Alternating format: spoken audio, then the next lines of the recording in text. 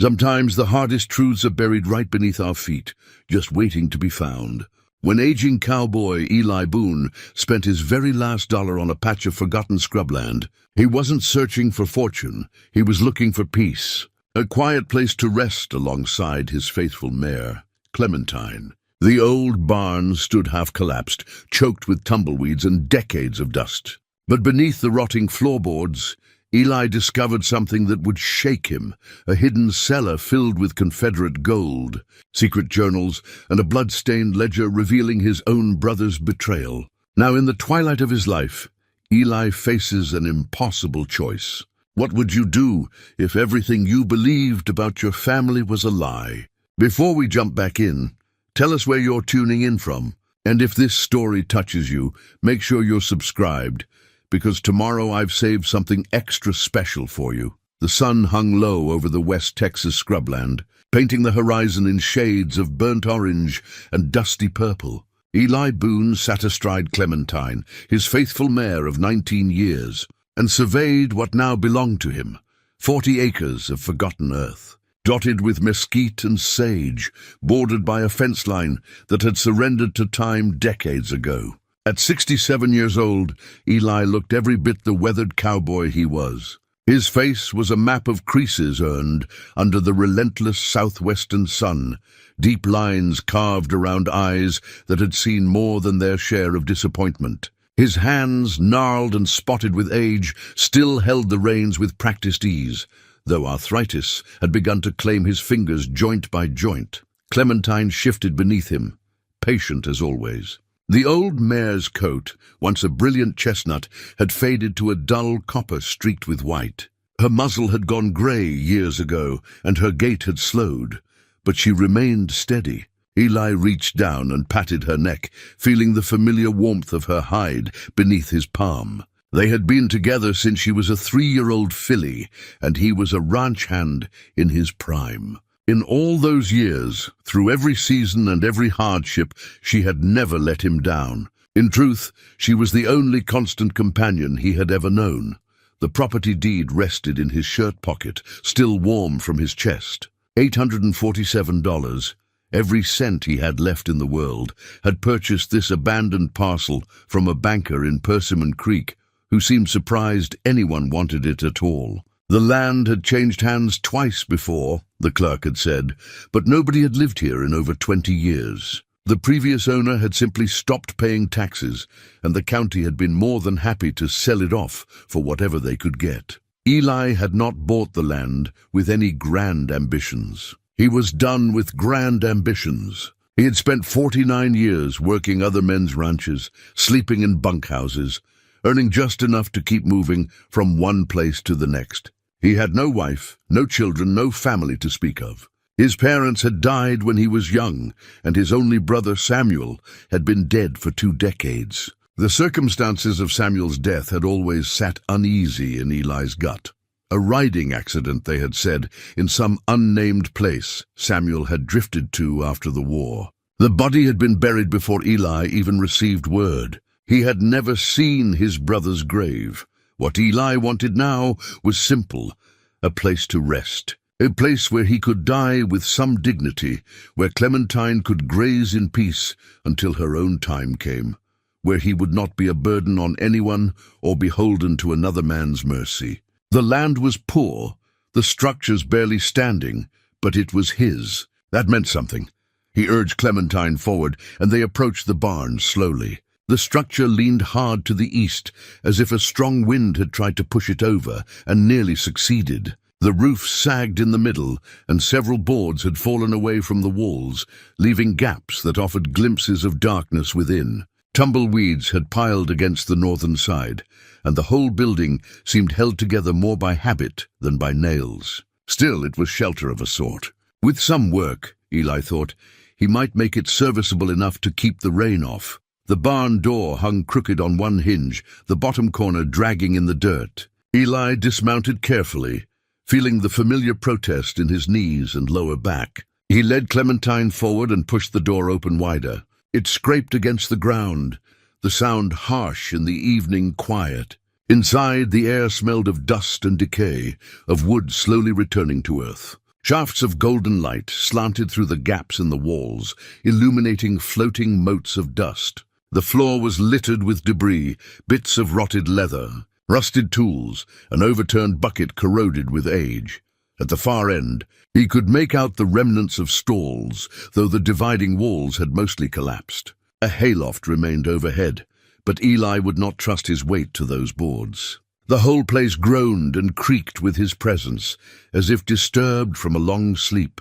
He found a relatively clear spot and tied Clementine's lead to a support post, then retrieved his bedroll and saddlebags from her back. His possessions were few: a change of clothes, a dented coffee pot, a tin plate and cup, a small sack of dried beans, some jerky, a bit of coffee, and his old revolver wrapped in oiled cloth. He had not fired the gun in years, but he kept it clean out of habit. He set about making a crude camp in the least damaged corner of the barn. As he worked, his mind wandered to the years behind him. He had been 17 when the war between the states began, too young to understand what it would mean, too eager to prove himself. He had lied about his age and joined up with a Texas regiment, leaving Samuel, 2 years younger, at home with their ailing mother.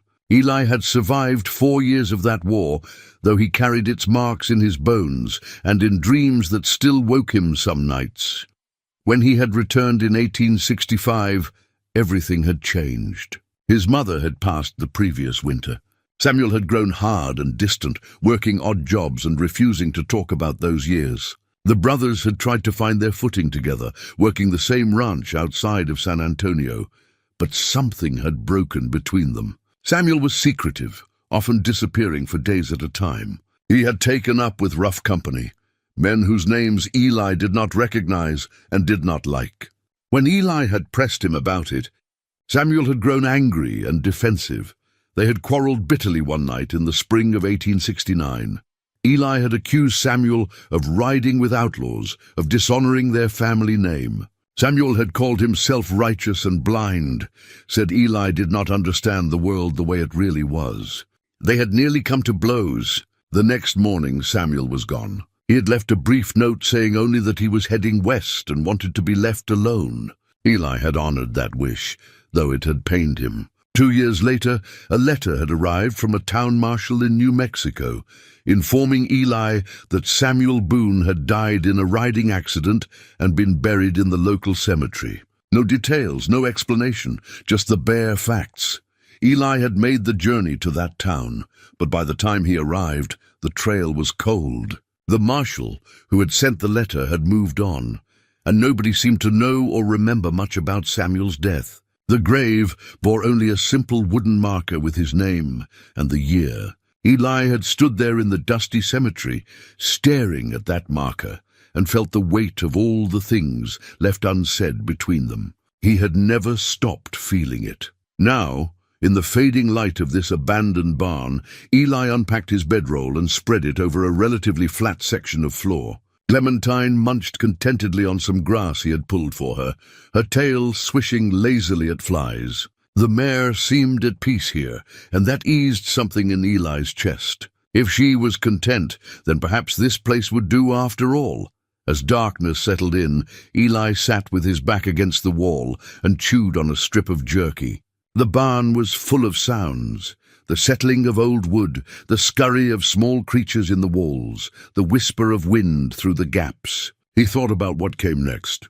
There was work to be done, certainly. He would need to patch the roof before the rains came, shore up the walls, clear away the debris. He would need to find water, too. He had seen what might be an old well near the house foundation, if you could call it that. Just a few stones marking where a structure had once stood, but all of that could wait until morning. Tonight, he was simply grateful to be here, on his own land with Clementine nearby. It was more than he had dared hope for just a few months ago. He had been working at a ranch near Abilene, knowing his body was failing him, knowing the owner would soon tell him he was too old and slow for the work. Eli had left before that could happen, had taken his pay, and started looking for a way to end his days with some measure of control. The property deed had been listed in a newspaper, stuck at the bottom of a column of land sales. The price was absurdly low, which told Eli everything he needed to know about the quality of the land. But low was all he could afford, and something about the description had pulled at him. 40 acres in the borderlands, barn and well, unclaimed for years. It had seemed like fate, or as close to fate as Eli believed in anymore. He pulled the deed from his pocket now and unfolded it carefully in the dimness. He could barely make out the words, but he had read them so many times he almost had them memorized. The legal description meant little to him, just numbers and directions, but at the bottom was his name, written in the clerk's neat hand, Elijah Boone, owner. It was the first time in his life he had owned anything more than what he could carry. Sleep came slowly. The floor was hard beneath him, and his body ached from the day's ride. But eventually, lulled by Clementine's gentle breathing and the distant call of a nightbird, Eli drifted off. He dreamed, as he often did, of Samuel. In the dream, they were boys again, racing through a field under a wide blue sky, laughing without care. When Eli woke in the deep hours before dawn, his face was wet with tears he did not remember shedding. The next morning arrived cool and clear. Eli rose stiffly, his joints protesting every movement, and set about building a small fire outside the barn to boil coffee. While the water heated, he examined the property more closely in the daylight. The well, as he had thought, was still there, covered by rotted boards. He pulled them away carefully and peered down into darkness. He dropped a stone and heard the distant splash of water. Good. That was one problem solved. The house foundation was just a rectangle of stacked stones, barely visible beneath encroaching weeds. Whatever structure had stood there was long gone, burned or blown away, or simply collapsed into memory. Eli had no intention of rebuilding it. The barn would be home enough. He spent the morning clearing debris, stacking usable wood in one corner and hauling the rest outside. Clementine grazed nearby, her ears flicking occasionally in his direction. By midday, Eli had worked up a sweat despite the cool air, and his back screamed for rest. He was not a young man, and this kind of labor reminded him of that fact with every movement.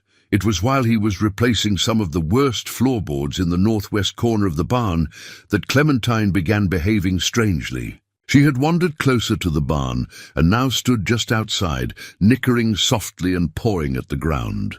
Eli paused in his work and looked over at her. She was staring intently at the ground near the barn's western wall, her ears forward, her whole attention focused on that one spot. Eli set down his tools and walked over to her, placing a hand on her neck. She nickered again, louder this time, and pawed at the dirt. It was not like her to be so insistent.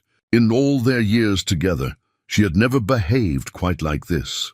Curious now, Eli looked down at the ground she was so intent upon. It was just dirt and dead grass, nothing remarkable. But when he scuffed his boot across the surface, he felt something solid beneath, too solid, too flat to be natural rock. He knelt down, ignoring the protest in his knees, and brushed away the loose soil with his hands. Wood, old wood, weathered gray and smooth. He cleared more dirt, following the edge of whatever lay beneath. A board, no, several boards fitted together. His heart began to beat a little faster. He stood and went back into the barn, retrieving a short pry bar he had found among the debris. When he returned to the spot, Clementine was still there, watching him with those dark, intelligent eyes. Eli wedged the pry bar under the edge of the boards and pulled. The wood was old but still solid, and it took considerable effort to break it free. When it finally came loose, a dark opening was revealed beneath, a rectangular hole dropping down into blackness. Not a natural formation. This had been built deliberately, hidden intentionally. Eli's hands trembled slightly as he pulled away more boards. The opening was perhaps 4 feet by 5 feet, with crude steps leading down into darkness. A cellar. Someone had dug a cellar beneath this barn and then concealed it, covering it over so completely that time and earth had hidden it from view. His mind raced. Who had built this? Why hide it? And what, if anything, remained below? He thought of Samuel suddenly, sharply, though he could not say why. Just a feeling, like a whisper at the edge of hearing. Eli straightened up and looked around the empty land, the collapsed barn, the bones of the old homestead. Someone had lived here once, had built this place and then left it to rot. The county clerk had said the property changed hands years ago, that no one remembered much about it. But someone had been here. Someone had dug this cellar and hidden it away. The sun was high now, and Eli knew he should probably wait until he had a good lantern and rope before exploring the cellar. But curiosity burned in him, stronger than caution. He was an old man with nothing left to lose. If he fell and broke his neck, well, that was one way for the story to end. He retrieved his lamp from the barn, checked that it had enough oil, and struck a match to light it. Clementine watched him with what might have been concern, but she did not follow as he lowered himself carefully into the opening. The steps were narrow and steep, and he took them slowly, holding the lamp in one hand and bracing himself against the earthen wall with the other. The air grew cooler as he descended, and the smell changed. Less dust, more the deep mineral scent of earth that had not seen sunlight in a very long time. When his feet touched the bottom, perhaps 8 feet below ground level, Eli raised the lamp and looked around. The cellar was larger than he had expected, roughly 10 feet square, with packed earth walls and a low ceiling supported by thick wooden beams. The space was empty except for 3 objects against the far wall, 3 large chests, iron-bound and heavy-looking, sitting silent in the darkness as if waiting. Eli's breath caught in his throat. His heart hammered against his ribs. He had stumbled onto something, though what exactly he did not yet know. He moved forward slowly, the lamplight casting long shadows, and knelt before the first chest. The iron lock had long since rusted through. With shaking hands, he lifted the lid. The light of the lamp fell upon gold. Eli had seen gold before, of course. He had held coins in his palm, watched wealthy ranchers count their money, even guarded a payroll shipment once during his younger years. But he had never seen it like this, stacks of gold coins, gleaming dully in the lamplight, filling the chest nearly to the brim. Confederate currency mixed with Union gold pieces, double eagles and half eagles. Coins that bore the faces of long-dead presidents and the symbols of a nation that had torn itself apart and stitched itself back together. His hands moved of their own accord, reaching into the chest, lifting a stack of coins and feeling their weight, real, solid, undeniably valuable. His mind struggled to calculate what he was looking at. Thousands of dollars, certainly, perhaps tens of thousands. More money than he would earn in 3 lifetimes of hard labor. Money that could transform everything. The shock of it drove him back onto his heels. He set the coins down carefully, his hands trembling so badly he feared he might drop them. His heart was racing, his breath coming in short gasps. At his age, such excitement was dangerous. He forced himself to breathe slowly, to steady his nerves. The gold had been here for years, maybe decades. It would still be here in a few minutes while he composed himself. Questions flooded his mind faster than he could order them. Whose gold was this? How had it come to be buried beneath this forgotten barn? Why had no one come back for it? The chest itself was old, the iron dark with age and corrosion. The wood beneath the metal fittings cracked and warped. This had been hidden long ago, that much was clear. During the war, perhaps, or in the chaotic years that followed. He thought immediately of the stories every Texan knew, tales of Confederate gold, of payrolls and treasury shipments that had vanished during the war's final days, of Union raiders and Southern sympathizers hiding fortunes that were never recovered. He had always assumed such stories were mostly legend, the kind of thing men talked about over whiskey when they wanted to imagine a different life. But here it was, real and heavy and undeniable, sitting in a cellar beneath land he had purchased with his last pennies. The irony was almost too much. He had bought this place to die in peace, and instead he had stumbled onto a fortune. The question was, what should he do about it? The moral answer seemed clear. Report it, turn it over to the authorities, let them sort out ownership and legality. But another part of him, a part he was not entirely proud of, whispered different counsel. He was an old man with nothing. This gold could buy him comfort, perhaps even a few good years. Who would it hurt? Who even knew it was here?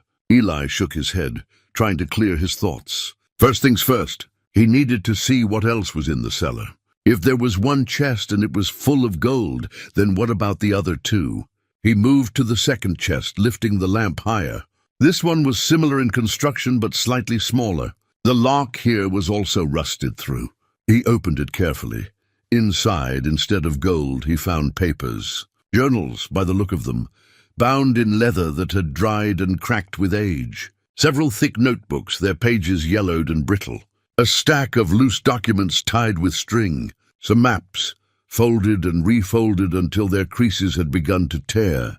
And beneath it all, a leather pouch that rattled when he lifted it. He opened the pouch and found more coins, but these were different, smaller denominations, a mix of currencies, the kind of money a man might carry for daily expenses. Eli set the pouch aside and carefully lifted out one of the journals. He opened it to the first page and squinted in the lamplight. The handwriting was small and precise. The ink faded to brown. At the top of the page, a name and date, Thomas Brennan, May 1865. Below that, the first entry began, "The war is over, or so they say, but here on the frontier, the old fights continue under new names." Thomas Brennan. The name meant nothing to Eli. He flipped through a few more pages, catching fragments of entries that spoke of travel, of watching and waiting, of money changing hands. Whoever this Brennan had been, he had been involved in something clandestine. The tone of the writing was careful, guarded, full of references to people identified only by initials or nicknames. There was more here than Eli could absorb in one sitting, especially in the dim cellar with his heart still racing. He needed time to read these journals properly, to understand what they contained. But even this cursory glance told him something important. The gold in the first chest had a story, a context, and this Thomas Brennan was part of it. He turned his attention to the third chest, almost afraid now of what he might find. This one was the largest, and its lock was not rusted but broken, as if someone had forced it open with violence. The lid lifted easily. Inside, Eli drew in a sharp breath, a ledger, large and heavy, bound in dark leather. But it was the stains on the cover that caught his attention first. Dark stains, rust-colored where they had dried. Blood, old blood, no mistaking it. Someone had bled on this ledger, and heavily. With reluctant hands, he lifted the ledger from the chest and opened it to the first page. An account book, entries recording ranch expenses and income, dated starting in 1864. The handwriting here was different from Brennan's journal. Rougher, less educated. The name at the top read Marcus Haywood. The entries were mundane. Feed purchased, cattle sold, wages paid. The kind of record any ranch keeper might maintain. Eli flipped forward through the pages, watching the dates advance. The handwriting changed partway through, around 1867. Still ranch accounts, but a different hand. No name given. Then near the end of the ledger, the handwriting changed again. This time, Eli's breath stopped entirely. He knew that handwriting. He would have known it anywhere, even after 20 years. Samuel, his brother Samuel's distinctive scrawl, the S's always looping too large, the way he crossed his T's with an upward slash. It was unmistakable. Eli's vision blurred for a moment, and he had to blink hard to clear it. Samuel had been here. Samuel had written in this ledger, had kept accounts for this ranch, had lived on this very property. The property where Eli had come to die in peace was the same. Property where his brother had spent his final years. The entries in Samuel's hand began in 1869 and continued through 1871. Not ranch accounts anymore, or not entirely. The entries became stranger, more cryptic. Cyrus came by. He's getting impatient. Move the goods again. Can't be too careful. The secret is safe for now, but I don't know how long I can keep it that way. And then, on what appeared to be the final page with entries, dated March 15th, 1871, just days before the date of Samuel's reported death, a single line in his brother's shaking hand. Cyrus knows about the gold. I don't think I can stop him. If anything happens to me. The entry ended there, incomplete. The ink was smeared as if Samuel had been interrupted in the act of writing. And at the bottom of the page, trailing across the paper in wild streaks, were the same dark stains that marked the cover, Samuel's blood.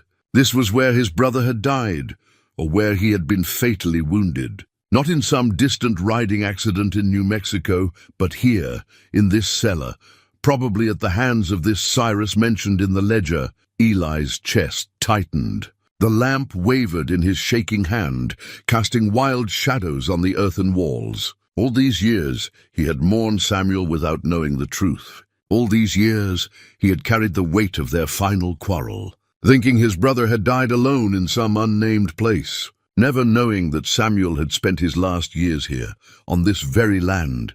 Caught up in something dangerous involving hidden gold, the pieces were falling together in his mind, though the full picture remained unclear. This Thomas Brennan had hidden the gold during or after the war. Samuel had somehow learned of it, had come here to this ranch, possibly to guard it or claim it, and someone named Cyrus had killed him for it. But the gold had remained hidden, or perhaps Cyrus had never found it. Otherwise, why would it still be here? Eli closed the ledger, his hands reverent now, as if he held something sacred. In a way, he did. This was his brother's last testament, the record of his final days. The lies Eli had been told about Samuel's death were revealed now as exactly that. Lies meant to cover up a murder. The pain of that realization was sharp and fresh, cutting through the scar tissue of old grief. He needed to get out of the cellar. The air felt too close, the weight of the earth above too heavy. He gathered the ledger under one arm, took the lamp in his other hand, and climbed the narrow steps back to the surface. Clementine nickered softly when he emerged, as if she had been worried. He leaned against her side for a moment, feeling the solid warmth of her, grounding himself in something living and present. The sun had moved considerably. He had been in the cellar longer than he realized. His legs were unsteady as he walked back into the barn and sat down heavily on his bedroll. He laid the blood-stained ledger beside him and stared at it for a long time. The gold below represented wealth beyond his imagining. But this ledger represented something more important, the truth about his brother's death, and perhaps a chance to set things right after all these years. Eli had come here to end his days in peace. Instead, he had found a mystery that reached back through 2 decades, a fortune that should never have been hidden, and evidence of a crime that had gone unpunished. The comfortable death he had envisioned was slipping away, replaced by something he had not felt in years, a sense of purpose. His brother deserved justice, even if it came 20 years too late. And this gold, whoever it rightfully belonged to, deserved to see the light of day. He opened the ledger again and began to read Samuel's entries from the beginning, looking for every clue, every name, every detail that might help him understand what had happened here in those final years. The afternoon faded toward evening, but Eli barely noticed. He was no longer just an old man waiting to die. He was a brother seeking truth, and nothing would stop him from finding it.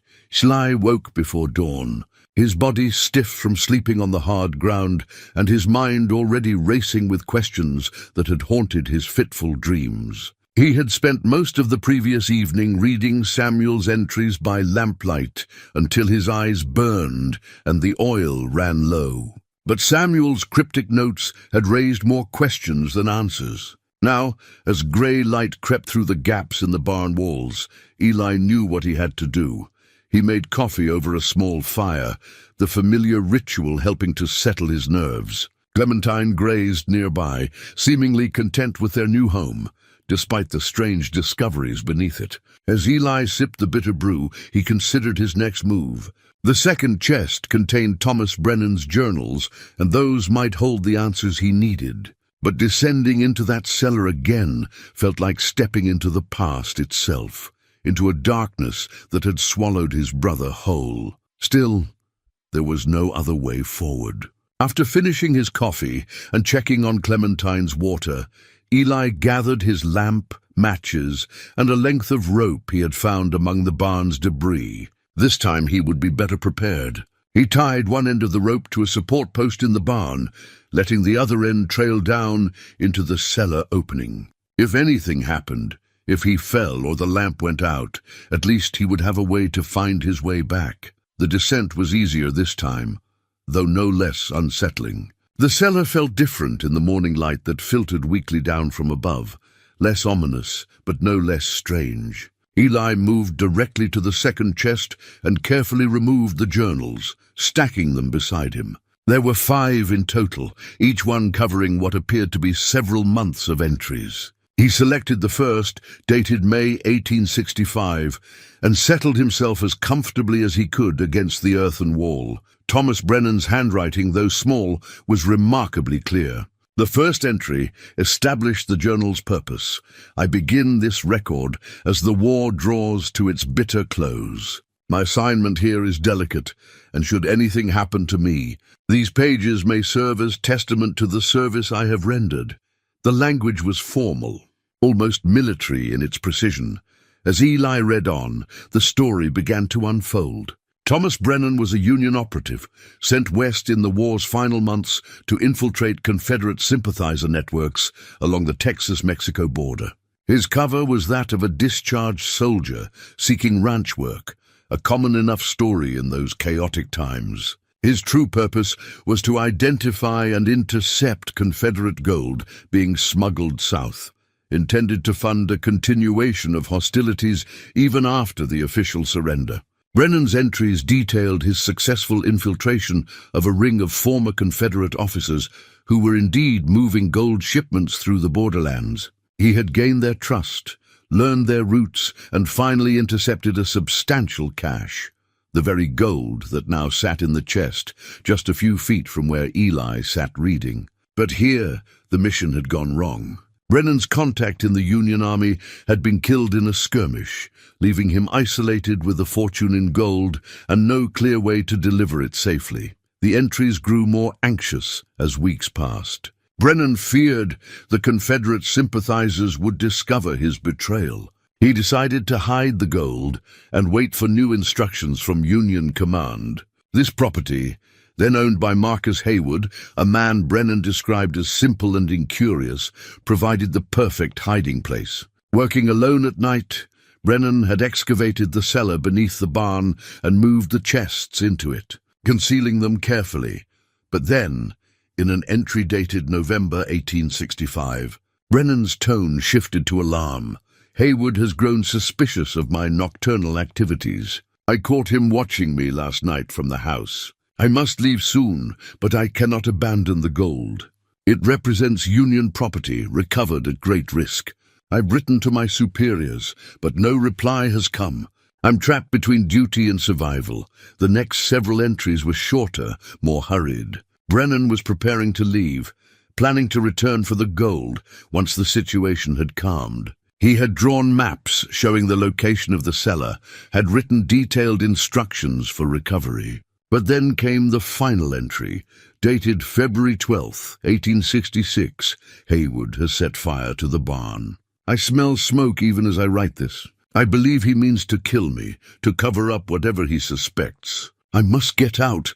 The entry ended there, the words trailing off. Eli sat in the dim cellar, holding the journal, and felt a chill that had nothing to do with the cool air. Thomas Brennan had died here, or very near here, in a barn fire. His mission had failed, his life had ended, and the gold he had recovered for the Union had remained buried and forgotten. The barn had been rebuilt, but the cellar below had remained hidden, its secrets preserved by earth and time. Eli picked up the second journal, hoping for more information, but its first entry was dated March 1866, a month after the final entry in the first journal. The handwriting was the same, but the tone was different, relieved, grateful. Brennan had survived. "By grace of Providence or luck, I escaped the fire through a window. Haywood perished in the flames, along with his own house, which caught when the wind shifted. I observed from a safe distance. The authorities will assume I died as well. Perhaps that is for the best. I am marked now, my cover blown. I will disappear into the frontier and build a new life." The remaining entries in the second journal detailed Brennan's travels, his gradual establishment of a new identity far from the borderlands.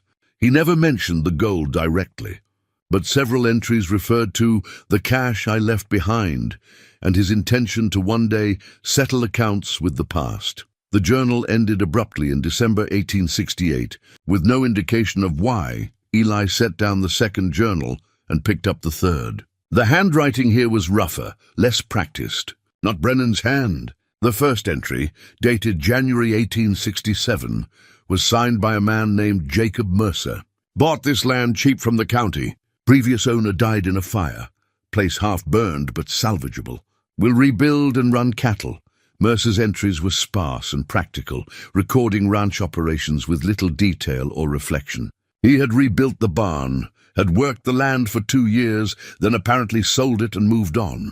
His final entry, dated November 1868, simply said, "Sold property, heading to California. This land is cursed."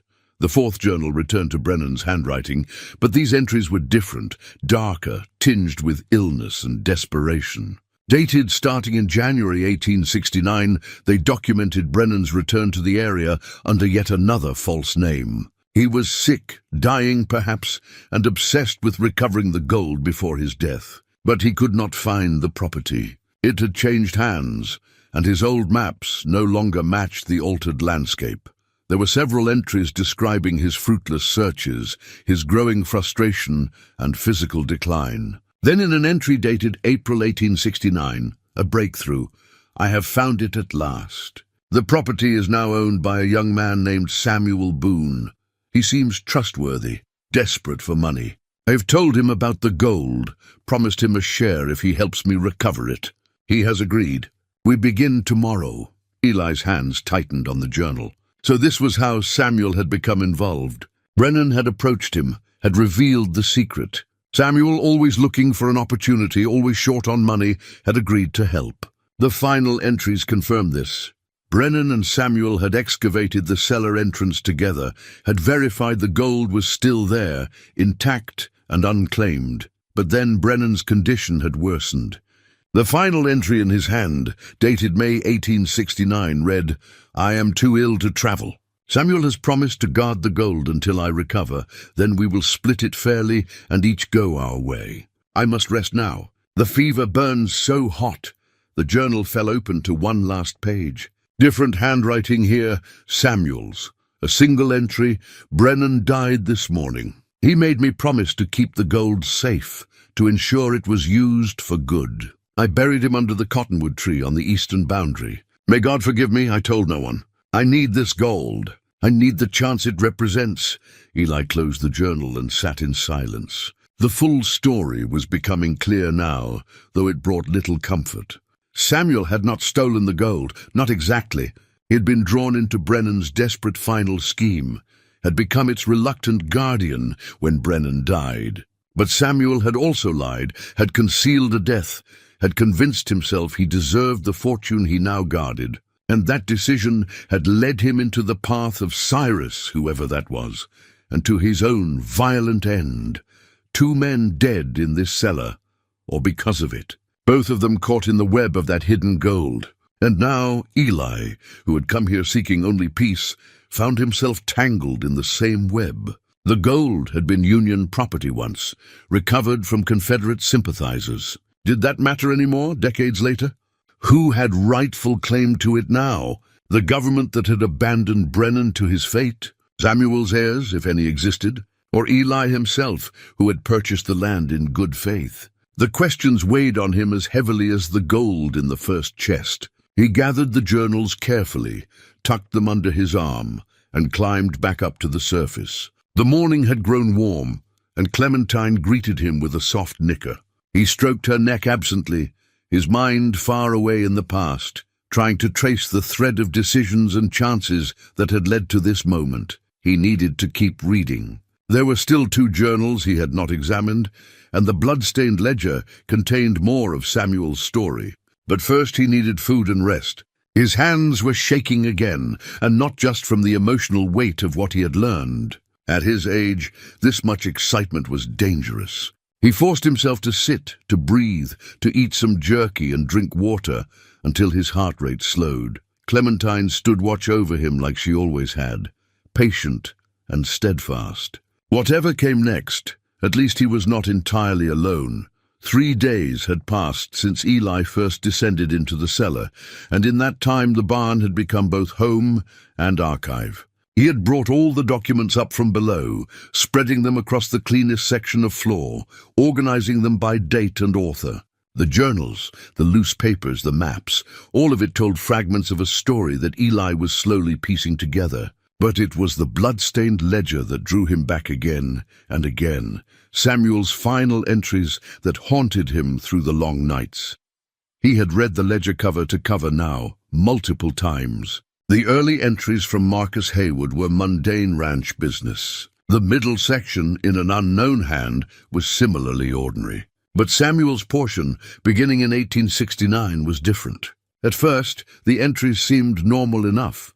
Cattle purchases, feed expenses, small profits from selling steers to passing trail drives. Samuel had apparently worked the ranch legitimately for the first year, keeping up appearances while the gold remained hidden below. But then, in late 1870, a new name appeared, Cyrus. The entries mentioning him were brief at first. Cyrus came by asking after work, told him nothing available.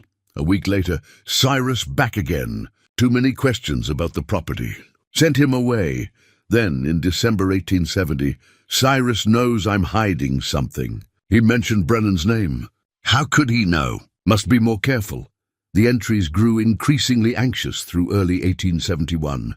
Cyrus demands a partnership. Says he knows about the gold. Says he was part of the original Confederate network Brennan infiltrated. Threatens to expose me if I don't share.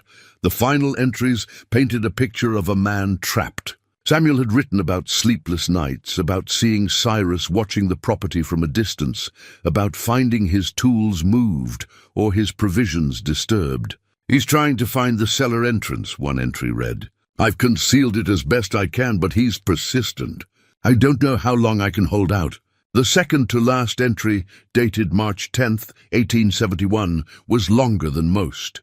Made a terrible mistake. In the moment of weakness, I offered Cyrus a deal, a small share of the gold if he would leave me in peace. He laughed at me, said he would take it all, that men like me were weak and deserved nothing. I should have killed him then. I should have been stronger. But I am not a killer. I hoped reason would prevail. I was a fool. Then came the final entry, the one Eli had already read in the cellar. Cyrus knows about the gold. I don't think I can stop him. If anything happens to me, the words ended there, interrupted by violence, by the struggle that must have followed.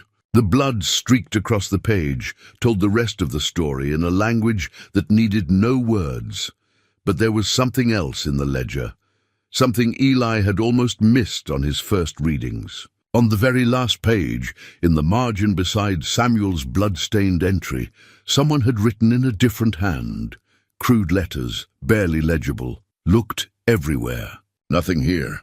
Boone was lying. And then below that, a single initial. C. Cyrus had returned after killing Samuel, had searched the cellar and the barn, had failed to find the gold. The hiding place had been too clever. Or perhaps Cyrus had been too hurried, too afraid of being caught with murder fresh on his hands. Either way, he had left empty-handed, believing Samuel had lied about the gold's existence. And for 20 years, the secret had remained buried. Eli sat with this knowledge, turning it over in his mind like a coin that lands differently each time. Cyrus had murdered his brother for gold that he never found, had walked away thinking himself cheated rather than wealthy. There was a grim justice in that, but it did not satisfy the hollow ache in Eli's chest. Samuel was still dead. 20 years had passed. The law had long since closed any investigation, if there had ever been one. He reached into his jacket and pulled out a folded piece of paper, the death certificate he had received 20 years ago, the one that had brought him to that distant cemetery to stand over Samuel's grave. He unfolded it now and read it again with new eyes. Cause of death, injuries sustained in riding accident. Body identified by, he squinted at the faded name, Cyrus Wade, acquaintance of deceased. There it was, Cyrus Wade.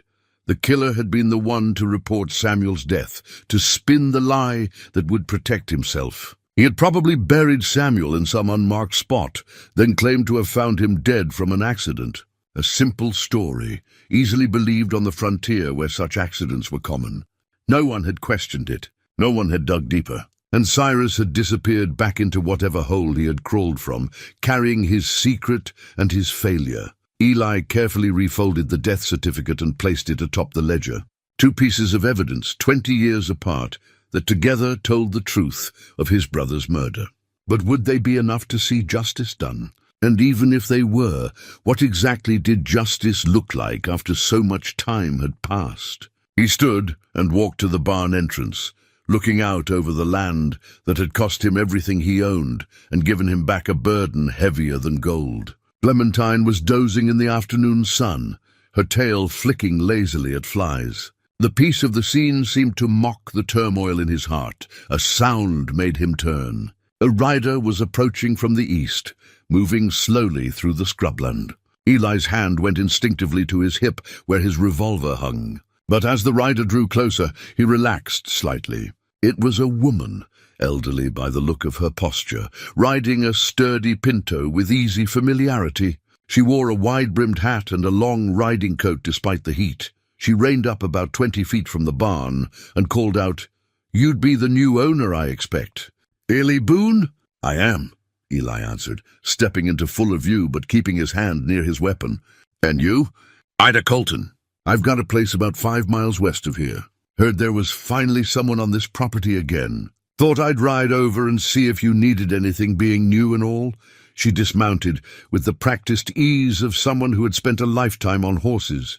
Up close, Eli could see she was probably in her early 70s, her face lined but still strong, her eyes sharp and assessing. She offered her hand, and Eli shook it, feeling calluses as thick as his own. "Appreciate the neighborliness," Eli said. "I've got most of what I need, but I won't turn down advice about the area if you're willing to share it." Ida smiled. "This land has a history," she said. "I expect you're finding that out. Used to belong to Marcus Haywood way back. He died in a fire, barn burned down. Then it changed hands a couple times. Last fellow I remember living here was maybe 20 years ago. Young man, kept to himself mostly. I think his name was Samuel," Eli interrupted quietly. "Samuel Boone. He was my brother." Ida's expression shifted, surprise giving way to something that looked like sympathy mixed with caution. "Your brother," she repeated.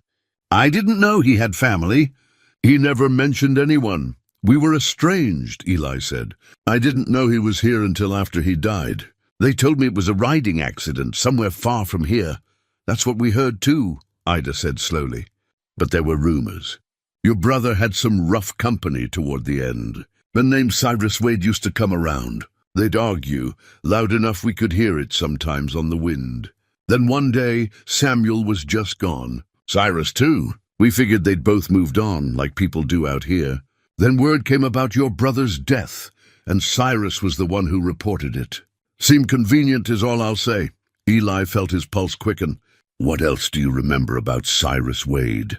Ida studied him for a long moment as if weighing how much to say. He was a hard man. Had a reputation as a gun hand, worked for some of the cattle barons during the range wars. Not a man you wanted trouble with. "Why do you ask?" "Because I found evidence that Samuel didn't die in any accident," Eli said. The words came out harder than he intended. "I think Cyrus Wade murdered him right here on this property. And I think he got away with it because nobody knew to look closer." The silence that followed was heavy. Ida's weathered face showed no shock, only a grim sort of confirmation. "I always wondered," she said at last. "Your brother seemed afraid those last few weeks. Kept looking over his shoulder. And the way Cyrus left, quick, quiet, no goodbyes, it never sat right with me. Do you know where Cyrus Wade is now?" Eli asked. "Last I heard he was in El Paso. Runs a saloon there, respectable businessman now, if you can believe it. Men like that have a way of landing on their feet." She paused, then added, "You're not thinking of going after him, are you?" At your age, at his age, what good would it do? I don't know yet, Eli admitted. But I need to understand what happened here. I need to know the full truth, even if I can't do anything about it. Ida nodded slowly. Truth is worth having, I suppose. Just be careful. Old snakes are still snakes, even if their venom has dried up. She glanced toward the barn, then back at Eli. Your brother, he was courting someone you know. Margaret, my younger sister. She died in childbirth a few months before Samuel disappeared. The baby survived, but Samuel wasn't around to see her. Margaret always said he loved that child, but I think whatever trouble he was in scared him away from both of them. The words hit Eli like a fist. A child? Samuel had a daughter. Margaret's daughter, Ida corrected gently. Samuel never acknowledged her formally. But yes, I believe she was his. Margaret certainly thought so. The girl's name is Rose. She's grown now, living in Santa Fe with her husband and children. She never knew her father, never knew anything about him beyond what we told her, which wasn't much. Eli's mind reeled. He had a niece, living family, children beyond her, connections he had never imagined. The weight of the gold below seemed to shift in his thoughts, taking on new meaning. This was not just about Samuel anymore, or about justice for a decades-old murder. This was about family, about the possibility of redemption and making something right that had gone so terribly wrong. Thank you, he managed to say. Thank you for telling me. Ida mounted her pinto with practiced grace. I'm glad someone's finally here who cared about Samuel. He was troubled, but he wasn't bad. I hope you find whatever you're looking for. Eli Boone. She touched the brim of her hat and rode off the way she had come. Disappearing into the afternoon heat shimmer, Eli stood watching until she was gone, then turned back to the barn and the secrets it held. Everything had changed again. The gold was not just gold anymore. It was Samuel's legacy, meant for a daughter he had never gotten to raise. And Cyrus Wade was not just a ghost from the past, but a living man who had escaped justice for far too long. The questions remained, heavier now than ever. But at least Eli knew where to look for answers. The ride into Persimmon Creek took most of the morning. Eli had left Clementine with extra feed and water, though it pained him to leave her alone. But he needed information that could only be found in town records, and the old mare deserved a day of rest rather than another hard journey. The borrowed mule from Ida Colton was sturdy enough, if lacking in personality. Persimmon Creek was a tired little town that had never quite fulfilled its ambitions of becoming a major rail hub. The depot stood at one end of Main Street, but only 2 trains a week stopped there anymore. The rest of the street was the usual collection of Western establishments, a general store, a saloon, a bank, a newspaper office, and the county clerk's office in a small building that also housed the town's sole lawman. Eli tied the mule outside the clerk's office and stepped into the dim interior. The clerk was a thin man in his 50s, his spectacles perched on the end of his nose as he pored over a ledger. He looked up at Eli's entrance with the weary expression of someone who had answered the same questions too many times. "Help you?" he asked. "I'm looking for property records," Eli said. "The old Haywood place, 40 acres out east of here. I'm the new owner, but I'd like to know more about its history." The clerk's expression shifted to mild curiosity. "You bought that cursed land? Well, it's your money. Let me pull the file." He disappeared into a back room and returned a few minutes later with a folder tied with string. "Here's everything we've got. Want to look through it here, or should I make copies?" "Here's fine," Eli said, taking the folder to a small table near the window. The light was better there, and he spread out the documents carefully. The chain of ownership was clear enough. Marcus Haywood had filed the original claim in 1862, building the ranch during the war years. The property had passed to the county in 1867 after Haywood's death in the fire. Then it had been sold to Jacob Mercer, who had worked it for 2 years before selling it in 1869 to... Eli's finger stopped on the name. The buyer in 1869 was listed as Thomas Brennan, but that made no sense. Brennan had died in 1869, according to his journals. Unless he looked more closely at the signature on the deed. The handwriting was careful, deliberate, nothing like the flowing script in Brennan's journals. And the date of sale was April 1869, just before Brennan's death. Eli pulled out his own copy of Samuel's entries from the ledger, comparing the handwriting. There was no doubt. Thomas Brennan was a forgery, written by Samuel. Samuel had forged the deed, using Brennan's name to purchase the property. He must have used money from somewhere. Perhaps Brennan had given him funds, or perhaps Samuel had already sold some of the gold secretly. Either way, Samuel had tried to claim legal ownership of the land where the fortune was hidden. A clever move, but ultimately it had not saved him. The next transaction showed the property reverting to the county again in 1872, a year after Samuel's death. Tax default, the notation said. No one had claimed it since then, not until Eli himself had bought it a few weeks ago. 20 years of abandonment, the barn slowly collapsing, the secrets below gathering dust. Eli thanked the clerk and left, his mind working through the implications. Samuel had been smarter than Eli had given him credit for. He had not just stolen the gold, he had tried to legitimize his claim to the land where it was hidden. But something had gone wrong. Maybe he had run out of money for taxes. Maybe Cyrus's threats had scared him into paralysis. Or maybe he had simply run out of time. The newspaper office was his next stop. The editor, a man named Whitmore, was more helpful than Eli had expected. When Eli mentioned he was researching the Haywood place and the deaths associated with it, Whitmore's eyes lit up with the enthusiasm of a man who loved old stories. The Haywood fire of '66, you mean? That was before my time here, but I've read the old reports. Tragic business. Fire started in the barn, spread to the house. Marcus Haywood died trying to save his livestock, or so they assumed. Body was burned beyond recognition. There was talk of another body found in the barn ruins, but it was never confirmed. Some folks thought maybe a drifter had been sleeping there and got caught in the fire. Do you have the original articles? Eli asked. Whitmore led him to a back room, where bound volumes of old newspapers stood on sagging shelves. They found the relevant issues from early 1866.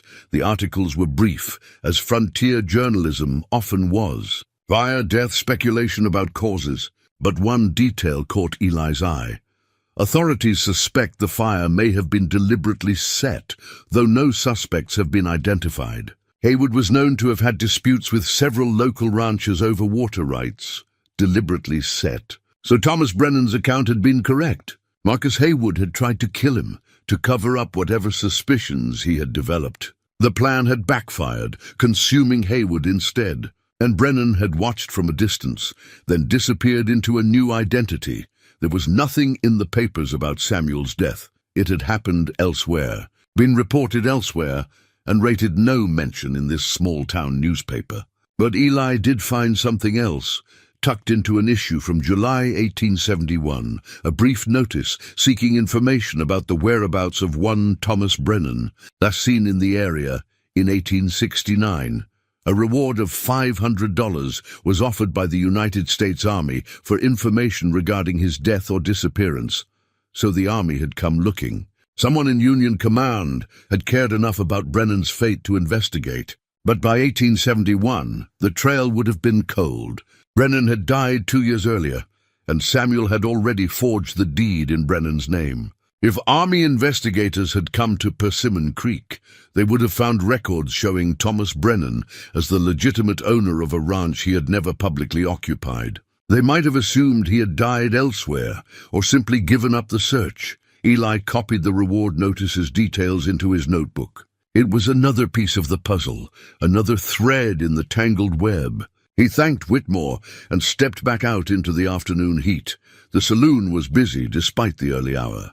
Eli ordered a beer he did not really want and listened to the conversations around him. Frontier towns were wells of information if you knew how to listen. He waited until the barkeep had a quiet moment, then leaned forward.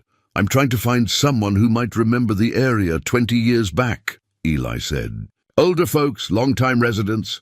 Anyone come to mind?" The barkeep, a man with impressive mutton-chop whiskers, thought for a moment. "Old Pete Garrison still comes in most afternoons. He's been here since before the war. Got a memory like an elephant, though his hearing's gone to hell. Wait around a bit and he'll likely show up. Eli nursed his beer and waited. Sure enough, about an hour later, an ancient man shuffled in, his gait slow but determined. The barkeep pointed him out to Eli, who carried his beer over to the old-timers table. "Mr. Garrison, my name's Eli Boone. I'm told you've been in these parts a long time. I wonder if I might buy you a drink and ask a few questions." Pete Garrison squinted up at him with rheumy eyes. "Questions about what?" "About the old Haywood Ranch and a man named Cyrus Wade." The old man's expression darkened. "I'll take that drink. But I don't much like talking about Cyrus Wade. He was bad news, that one." Eli bought him a whiskey and sat down. Garrison drank half of it in one swallow, then fixed Eli with a surprisingly sharp gaze. "What's your interest in Wade?" "He killed my brother," Eli said simply. 20 years ago, out at the Haywood place. I'm trying to understand what happened." Garrison nodded slowly, as if this confirmed something he had long suspected. "Your brother wasn't the first man Wade killed, and I doubt he was the last. Wade ran with some rough outfits back in the day. Range war enforcers, border raiders, men who'd shoot you for the price of a horse. He was smart, though, smarter than most of his type. Always made sure there were no witnesses, always had a story ready. What was he doing in this area?" Eli asked. "Looking for something," Garrison said. "Word was he'd been part of some Confederate gold scheme during the war, and he thought there was money hidden somewhere around here.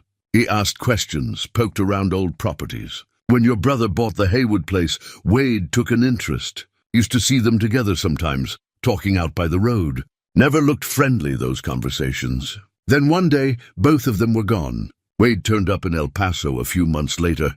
But your brother, I heard he died somewhere in New Mexico. Riding accident, they said. But I never believed it." "You were right not to," Eli said. "Samuel died at the ranch, murdered by Wade. I've got evidence now, his journals, his ledger. Wade killed him and reported the death as an accident to cover his tracks." Garrison absorbed this with the calm of a man who had seen too much to be shocked. "So what are you going to do about it? Men like Wade, he's probably got friends, protection. Going after him would be dangerous, especially for someone your age. No offense intended, none taken," Eli said. "And I don't know yet what I'm going to do, but I need to understand the whole story first. That's why I'm here."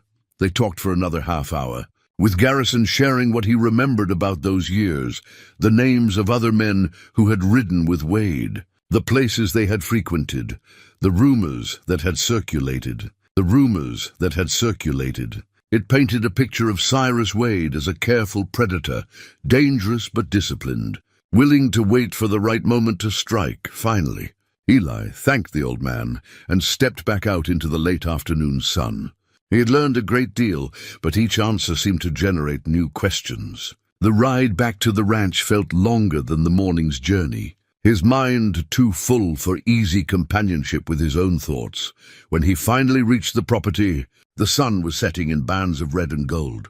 Clementine greeted him with obvious relief, and he spent time caring for her before tending to his own needs. That night, sitting by his small fire with the journals spread around him, Eli began to form a plan. It was dangerous, perhaps foolish, but he was an old man with nothing left to lose except his honor. And that was something he would not surrender without a fight. He would go to El Paso. He would find Cyrus Wade. And he would look the man in the eye when he finally learned the truth about Samuel's last moments. Eli spent 2 more days at the ranch, preparing for the journey to El Paso and conducting one final search of the cellar. Something about Brennan's journals had been nagging at him, a reference to a final insurance that he had hidden separately from the gold. On his 3rd descent into that underground chamber, Eli brought a crowbar and determination. The cellar walls were packed earth, but in several places someone had reinforced them with stones. Eli worked methodically, checking each stone, pressing and pulling, looking for anything that might give way. It was exhausting work for a man his age, and twice he had to climb back up to rest and catch his breath. But on the 3rd attempt he found it. A stone in the northeast corner, about chest height, shifted when he pressed it. Behind it was a small cavity, and within that cavity was an oilskin pouch. Eli's hands trembled as he pulled it free. The oilskin had kept the contents dry despite decades of burial. Inside, he found a bundle of papers and something heavier, metallic. He brought everything up into the daylight to examine properly. The papers were official documents, military orders, correspondence, reports written in official language. They confirmed Thomas Brennan's identity as a Union intelligence operative, detailed his mission in the borderlands, and authorized him to recover Confederate gold by any means necessary. There was also a letter of commendation, signed by a general whose name Eli vaguely recognized from war histories. Thomas Brennan had been a decorated soldier, not a thief, but it was the other item that made Eli's breath catch. A pocket watch, silver and tarnished, but still intact. When he opened it, he found an inscription on the inside of the cover. To Thomas, from Mother Christmas 1862, and behind the watch face. Pressed flat was a small photograph, a young woman holding an infant, her expression serious but tender. Brennan's family, perhaps. People who had never known what became of him, who might still be waiting for word after all these years. Eli closed the watch carefully and set it aside. He had come looking for insurance, evidence that would support his story about Brennan and the gold, and he had found that. But he had also found something more personal, more human. Brennan had not been just a name in a journal. He had been someone's son, possibly someone's husband or brother. The thought weighed on him, but there was one more thing in the cavity. Eli had almost missed it, pressed flat against the back of the space. Another piece of oilskin, smaller and lighter. He unfolded it carefully. Inside was a single photograph, this one more recent than Brennan's family portrait. It showed a young man, Samuel, unmistakably Samuel, though younger than Eli remembered him, standing beside a woman. She held an infant wrapped in white cloth. The woman's face was tired but beautiful, her expression one of cautious hope. Eli turned the photograph over. On the back, in handwriting he recognized as Samuel's, Margaret and Rose, spring 1871. The date confirmed what Ida had told him. This was Samuel's daughter, the niece Eli had never known existed. His brother had kept this photograph, had hidden it along with the other evidence in this secret cache. Why? As insurance, perhaps, or simply as a keepsake of the family he hoped to return to. The photograph made everything real, in a way the journals and ledgers had not. This was not just about gold or murder or abstract justice. This was about a child who had grown up without a father, about a man who had loved his daughter enough to hide her picture in a place only he knew. Whatever else Samuel had been, forger, liar, keeper of dangerous secrets, he had also been a father who cared. Eli tucked all the items carefully into his saddlebag. They would go with him to El Paso. They were proof, evidence, and also responsibility. He could not leave them buried any longer. That night, he visited Ida Colton again. She welcomed him into her modest home, a well-kept ranch house that spoke of decades of careful maintenance. Over coffee that was surprisingly good, Eli told her what he had found, the photographs, the evidence of Brennan's identity, and his plan to confront Cyrus Wade. Ida listened without interrupting, her weathered face thoughtful. When he finished, she was quiet for a long moment. Finally, she spoke. "You're not a young man, Eli. Neither is Wade, but men like him age differently. They keep their meanness, even when their bodies slow down. What do you hope to accomplish by confronting him?" "Truth," Eli said simply. "I want to hear him admit what he did. I want him to face what he took from Samuel, from Margaret, from Rose. Even if the law can't touch him now, he should at least have to look me in the eye and tell the truth. And if he doesn't, if he lies or laughs or tries to kill you?" Eli touched the old revolver at his hip. "I'm prepared for whatever comes. But I need to do this, Ida. I need to see it through." She nodded slowly. "Then I'll ask one thing of you. Write down everything you found, all of it, the whole story, and leave it with me before you go. If something happens to you in El Paso, someone should know the truth.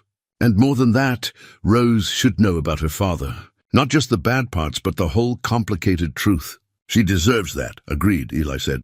He spent the next 2 hours at her kitchen table, writing out the full account of everything he had discovered. The journals, the ledger, the photographs, the evidence of murder, all of it went into a detailed letter addressed to Rose. When he finished, he sealed it in an envelope and handed it to Ida, along with the property deed to his ranch. "If I don't come back," he said, "this land and whatever's on it belongs to Rose. Tell her that her father loved her, and that in the end he tried to do right by her. That's more true than he was a thief or a fool." Ida took both documents and placed them in a strongbox. "I'll keep them safe, but I hope I'll be handing them back to you in a few weeks, along with a piece of my mind for worrying an old woman." Eli smiled, the expression feeling strange on his weathered face. "I'll do my best to make that happen." The journey to El Paso took 3 days. Eli rode slowly, sparing Clementine's aging legs, camping at night under stars that seemed brighter and more numerous than he remembered from his youth. The desert landscape was harsh but beautiful in its own way, all red rock and stubborn plants that refused to surrender to the sun. He used the time to think through what he would say to Cyrus Wade, how he would approach the confrontation. Part of him wanted violence, wanted to draw his gun and see justice delivered in lead. But another part, the part that had grown stronger over the years, knew that revenge was a young man's game. At his age, wisdom meant choosing battles carefully and fighting them with more than just bullets.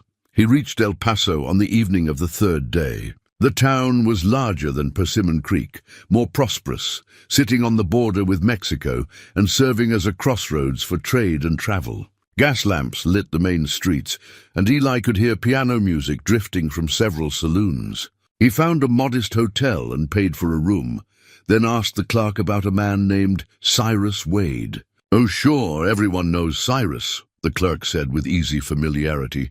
"Runs the Silver Dollar Saloon down on Guadalupe Street. Big place, always busy. Cyrus is quite the businessman these days." Eli thanked him and climbed the stairs to his room. From the window he could see part of the town spread out below, lights twinkling like earthbound stars. Somewhere in those streets was the man who had killed his brother. Tomorrow, after 20 years, they would finally meet face to face. Sleep came fitfully. Eli's dreams were troubled, filled with images of Samuel as he had been, young and laughing, then older and afraid, then finally lying dead in that cellar with blood on his hands and fear in his eyes. When Eli woke before dawn, his face was wet with tears he did not remember shedding. He spent the morning observing the Silver Dollar Saloon from a distance. It was indeed a large establishment, 2 stories tall, with a fancy false front and painted signs advertising the finest whiskey in Texas. Men came and went steadily, and through the windows Eli could see a well-appointed interior with a long bar, gaming tables, and gas chandeliers. This was no rough frontier dive, but a legitimate business catering to merchants and travelers. Around noon, Eli saw him. Cyrus Wade emerged from a side door, smoking a cigar and talking to another man. He was older now, of course. In his early 70s, Eli estimated, but still upright and strong-looking. His hair was white but thick, his face lined but not soft. He wore a good suit and a gold watch chain, every inch the successful businessman. No one looking at him would guess he had murder in his past. Eli watched Wade shake hands with the other man and go back inside. The sight of him, casual, comfortable, prosperous, ignited something cold and hard in Eli's chest. This man had killed Samuel and walked away to build this comfortable life. He had never paid for what he had done, never even had to face questions about it. That was about to change. Eli spent the rest of the day preparing. He cleaned his revolver thoroughly, checked that the cylinders rotated smoothly, loaded it with fresh ammunition he had purchased that morning. He washed, shaved, and put on his cleanest shirt. If he was going to confront a killer, he would do it looking like a man who deserved respect. As evening approached and the saloon began to fill with its nightly crowd, Eli made his way down Guadalupe Street. His heart was beating hard and his mouth was dry, but his hands were steady. He had lived 67 years, had survived a war and decades of hard labor, had buried parents and comrades, and finally a brother.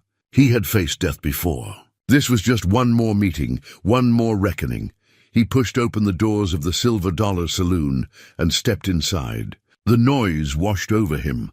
Laughter, conversation, the clinking of glasses, the rattle of poker chips. Nobody paid him any attention, just another old cowboy looking for a drink. But Eli's eyes swept the room carefully, professionally, the way he had learned to observe during his younger years. And there, behind the bar, overseeing his domain with proprietorial satisfaction, stood Cyrus Wade. He was pouring whiskey for a customer, his movements practiced and smooth. He laughed at something the customer said, his expression jovial and open. The perfect disguise for a man with blood on his hands. Eli walked slowly toward the bar, his boots heavy on the sawdust-covered floor. He chose a spot at the far end, away from other patrons, and waited. When Wade finished with his current customer and turned toward Eli, their eyes met for the first time in 20 years. Wade showed no recognition, just the professional smile of a barkeep greeting a new customer. "What'll it be, friend?" "Whiskey," Eli said. His voice was steady. "And answers." Something flickered in Wade's eyes, caution perhaps, or the first stirring of recognition. He poured the whiskey and set it down. "Answers to what?" "To what happened to Samuel Boone," Eli said quietly. "My brother. The man you murdered 20 years ago in a cellar beneath a barn out near Persimmon Creek." The noise of the saloon seemed to dim. Wade's expression went carefully blank, but his hand moved slightly, hovering near his vest where a gun might be hidden. The game was on, and Eli was ready for whatever came next. For a long moment Cyrus Wade stared at Eli, his face betraying nothing. Then slowly recognition dawned. His eyes narrowed and a smile, not jovial now but cold and calculating, crept across his features. "Boone," he said softly. "You have his eyes. I should have seen it immediately." He glanced around the saloon, assessing the situation. Several patrons had noticed the tension and were watching with interest. Wade's hand moved away from his vest, a deliberate gesture of non-aggression. "This isn't the place for this conversation. Give me a moment." He called over his assistant bartender, a younger man who took over the pouring duties without question. Then Wade gestured toward a door at the back of the room. "My office." "We can talk privately there," Eli hesitated. Walking into a private room with a killer was foolish, potentially suicidal. But he had come this far, and he needed to hear Wade speak. He nodded and followed, his hand never far from his revolver. The office was surprisingly refined, a desk of polished wood, leather chairs, accounting ledgers neatly stacked. A large safe sat in one corner. This was the room of a successful businessman, not an outlaw. Wade poured 2 glasses of whiskey from a crystal decanter and sat down, gesturing for Eli to do the same. 20 years, Wade said conversationally. "I wondered if anyone would ever come asking questions. Samuel said he had no family, no one who would care. I suppose he lied about that too." "He didn't lie," Eli said. "We were estranged. I didn't know he was at that ranch until after you'd killed him and reported his death as an accident." Wade sipped his whiskey, studying Eli over the rim of the glass. "So you've pieced it together. I'm impressed. What brought you to my door? Revenge? Justice?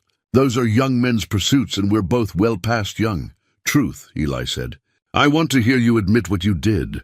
I want to understand why." Wade laughed, but there was no humor in it. "Why? Because your brother was a fool and a coward, that's why.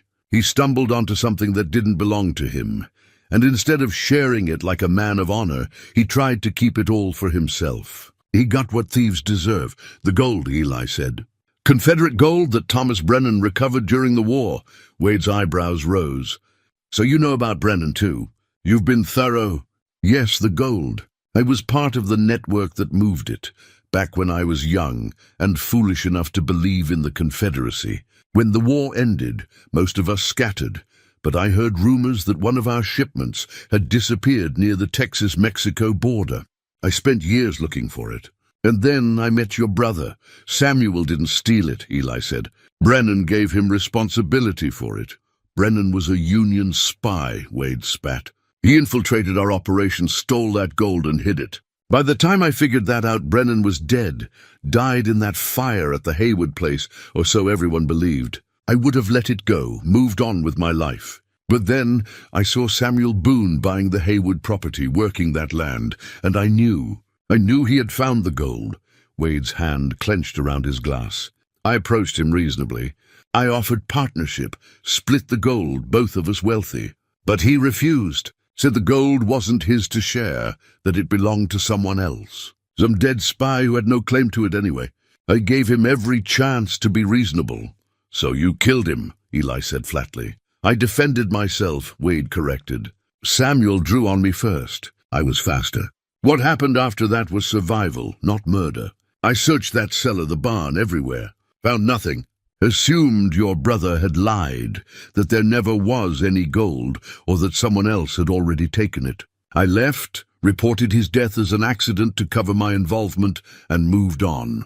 Started fresh here in El Paso, built this, he gestured around him, a legitimate life. I'm respectable now. Have been for 2 decades.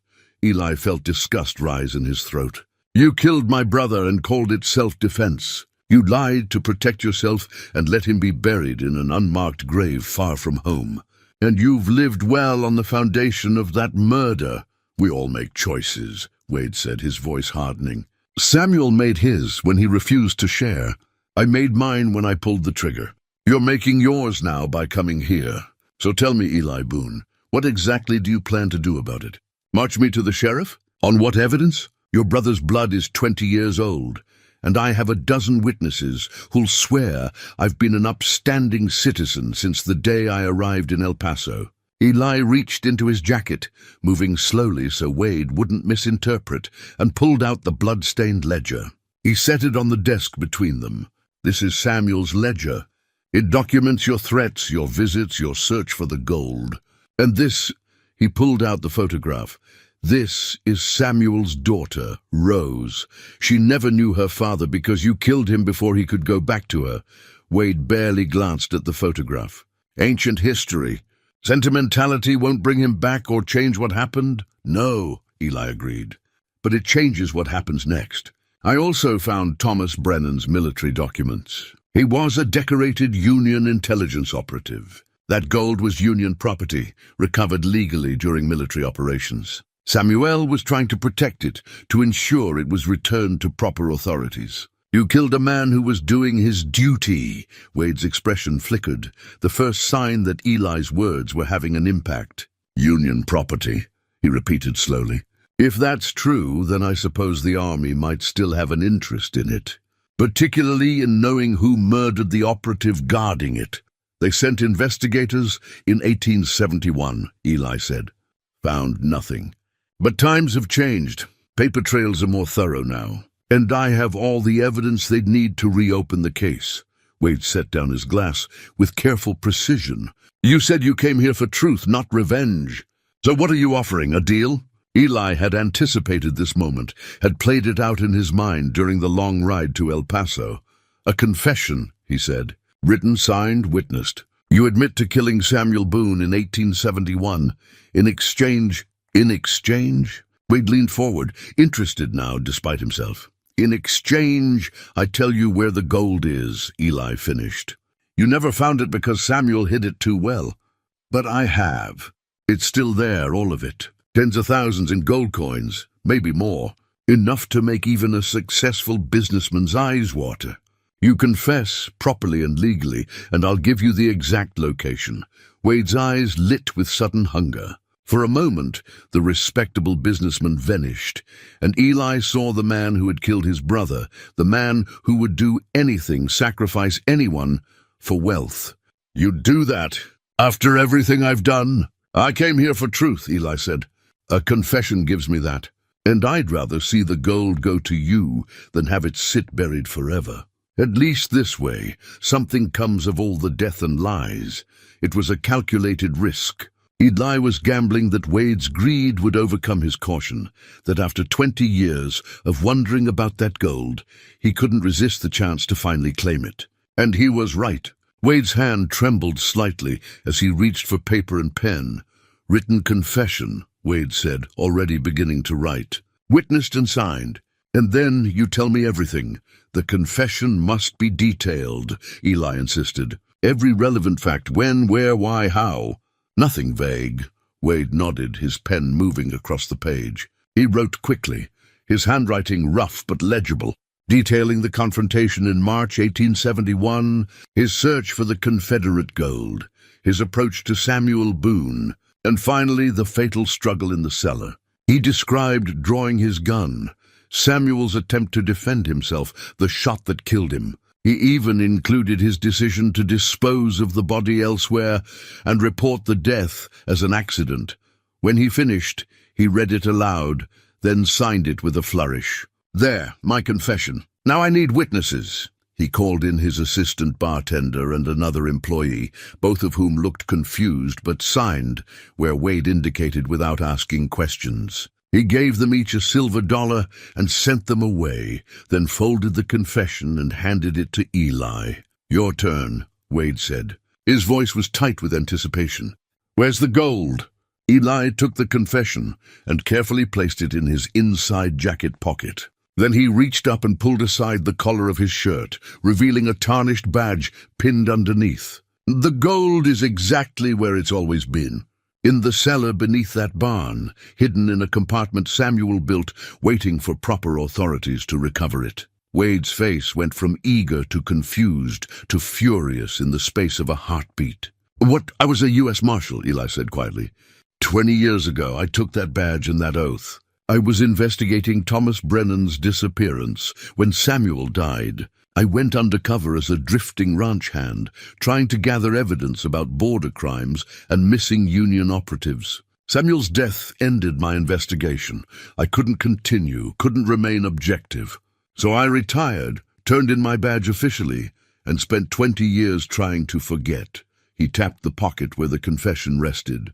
But I never stopped being a marshal in my heart, and I never stopped carrying the badge. What you just gave me, Cyrus Wade, is a signed, witnessed confession to the murder of a man under federal protection. That gold was Union property, which makes Samuel's killing a federal crime.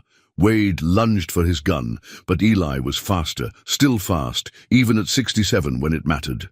His revolver was out and aimed, before Wade's hand even reached his vest. Don't, Eli said simply.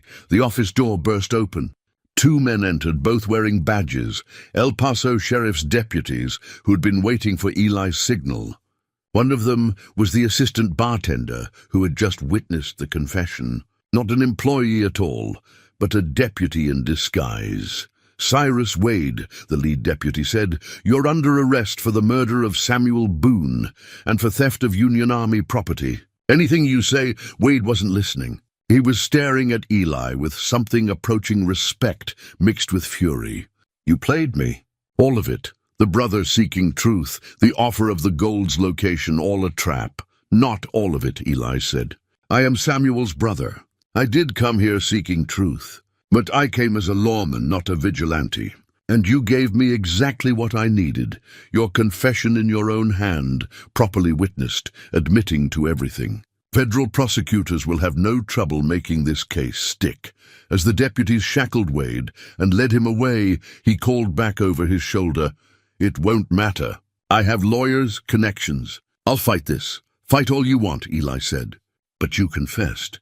And in the end, that's all the truth anyone needs. When Wade was gone, Eli sat down heavily in the leather chair. His hands were shaking now, the aftermath of adrenaline and decades of pent-up emotion. The lead deputy, a man named Morrison, poured him a fresh whiskey. That was well done, Marshal Boone, Morrison said. Taking a risk, though, confronting him alone like that. Had to be believable, Eli said. If he'd suspected a setup, he never would have written the confession. He pulled out the paper and looked at it one more time.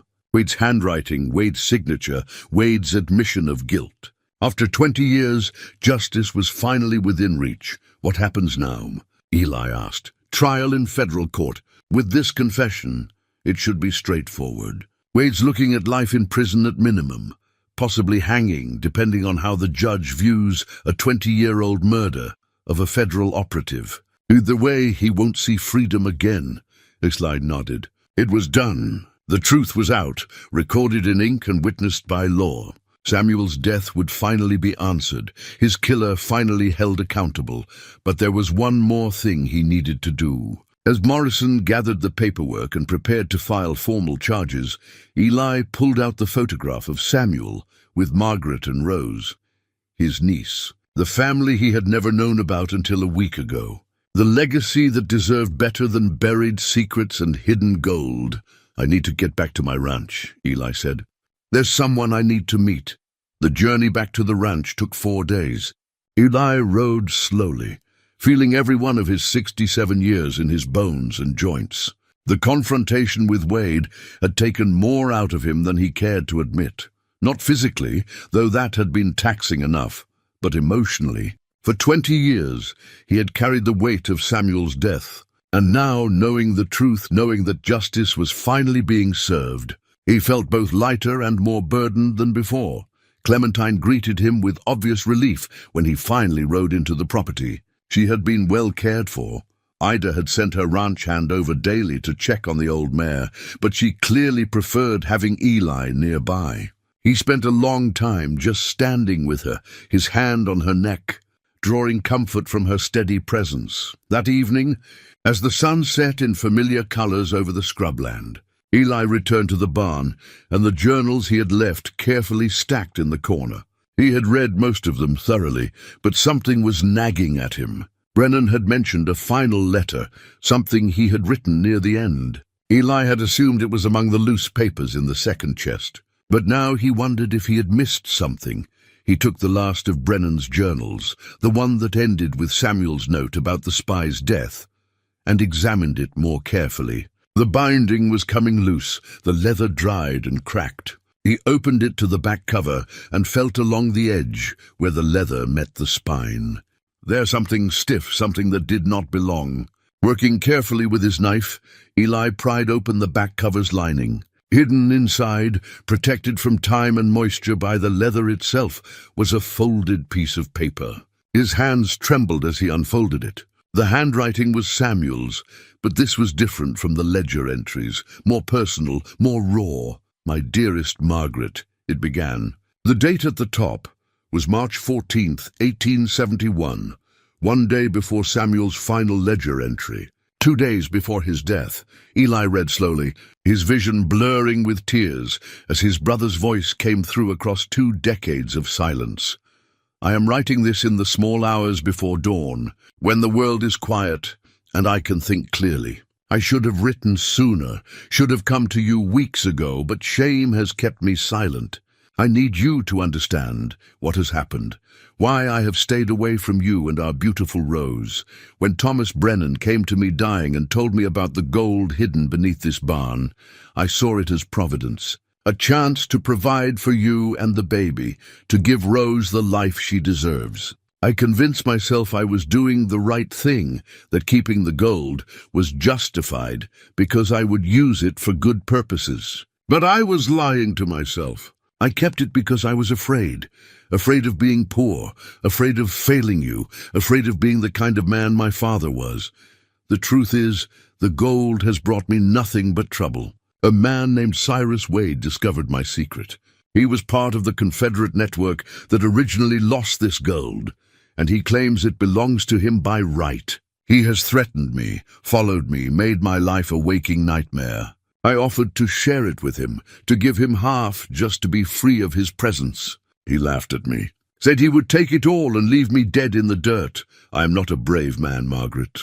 I never have been. But I am a man who loves his daughter, who loves you, and who will not let a murderer like Wade take what should be Rose's inheritance. So I have made a decision. Tomorrow night, I'm going to confront Cyrus one final time. I will tell him the gold is his, all of it, if he will leave El Paso and never return. If he refuses, if he comes at me with violence, then I will defend myself and our future. I have moved the gold to a new hiding place within the cellar. Somewhere Wade will never find it, even if he searches for days. If something happens to me, if I do not survive tomorrow night, the gold is yours. Use it for Rose. Give her education, opportunity, everything I never had. Tell her that her father loved her more than gold, more than life itself, and that everything I did was for her. I should have been a better man. I should have gone to the authorities when Brennan first told me about the gold. I should have trusted in honest work and your love, rather than chasing after easy wealth. But I am trying now, at the end, to make things right. I'm trying to be the father Rose deserves, even if she never knows my name. If you are reading this, it means I have failed. It means Wade has killed me, or that something else has gone terribly wrong. I'm sorry, my love. I'm sorry for all the ways I've disappointed you, for all the dreams I promised and could not deliver. But know that in my heart, you and Rose were always— The letter ended there, mid-sentence.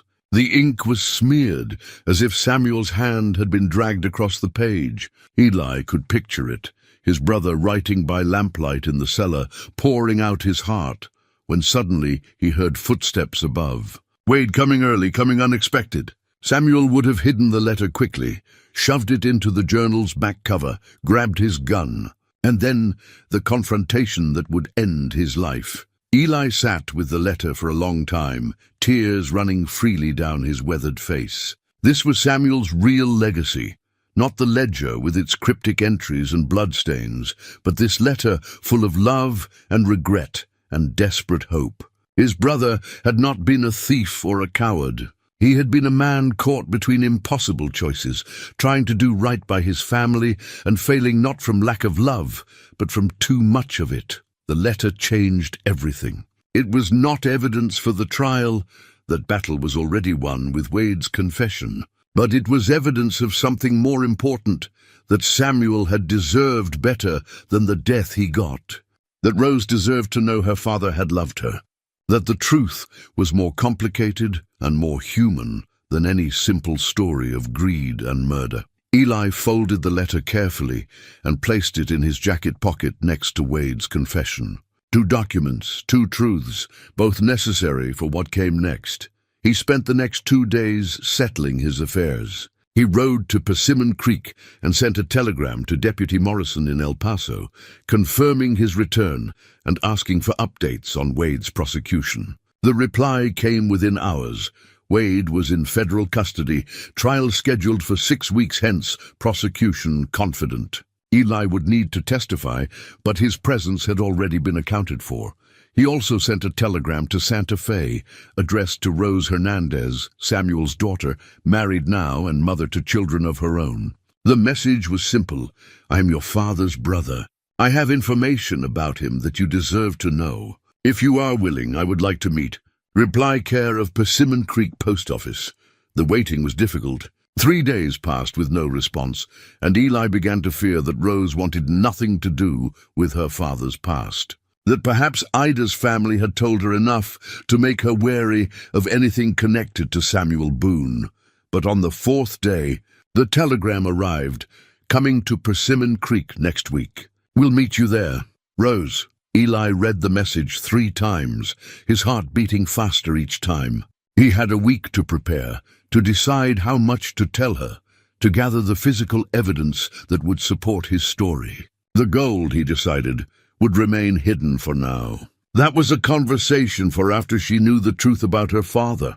First, she needed to understand the man Samuel had been, flawed, desperate, but ultimately loving. He spent the week cleaning up the ranch as best he could. He patched more of the barn roof, cleared away debris, made the place look less like a ruin and more like a home. It was not about impressing anyone. Rose was coming to learn about her father, not to judge Eli's housekeeping, but he needed to stay busy. If he stopped moving, stopped working, his mind would spin with anxieties about the meeting.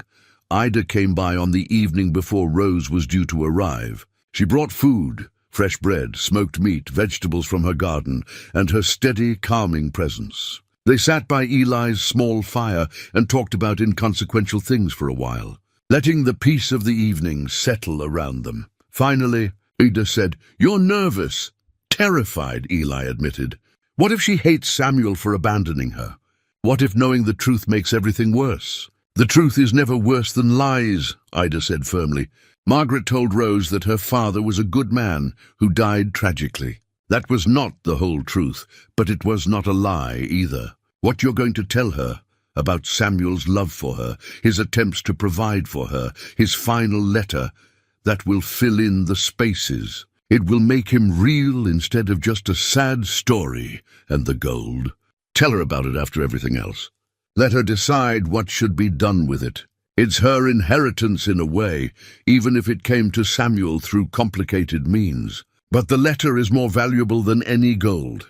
Give her that first, Eli nodded. Ada's wisdom, earned through 7 decades of living, was exactly what he needed to hear. They sat together until the fire burned low. Then she mounted her pinto and rode back toward her own ranch. Eli watched her go, grateful for her friendship, for the steady presence she had provided through these strange weeks. That night, he barely slept. He lay on his bedroll, staring up at the barn's patched roof, listening to Clementine's gentle breathing, thinking about the meeting that would come tomorrow. Somewhere in Santa Fe, Rose was probably also awake, wondering about the uncle she had never known, about the father who had died before she could remember him. 2 people connected by blood and tragedy, about to bridge a gap of 20 years. When dawn finally came, Eli rose and prepared himself carefully. He shaved, put on his cleanest clothes, made sure Samuel's letter was safe in his pocket along with the photograph.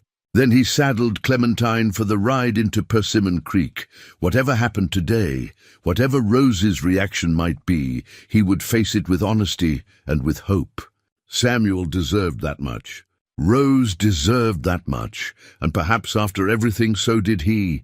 The Persimmon Creek Hotel had a small dining room that served as neutral territory for their meeting.